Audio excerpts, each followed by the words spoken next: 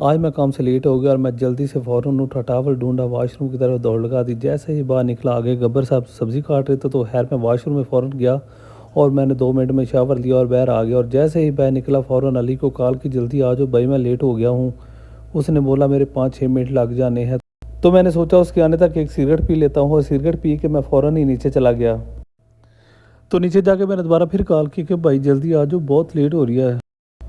तो कॉल काटते ही अली फ़ौरन आ गया और मैंने उसको बोला कि भाई गाड़ी का मुंह फ़ौरन होटल की तरफ करो, भूख बहुत लगी है। तो होटल पहुंचते ही मैंने एक मटर कीमे का ऑर्डर फ़ौरन दे दिया। तो ऑर्डर आने के बाद हमने जी भर के खाना खाया और निकल पड़े दोबारा काम की तरफ। और काम पे निकलते ही मुझे फ़ौरन एक सवारी लगी, वो थे भाई बांग्लादेश से। मैंने उनको बिठाया और वेलकम किया और चल पड़ा काम की तरफ रवां दवां। तो ये था आज मेरा मिनी व्लॉग। अगर पसंद आए तो लाइक शेयर और मेरा चैनल सब्सक्राइब कर दीजिएगा। अल्लाह हाफिज़।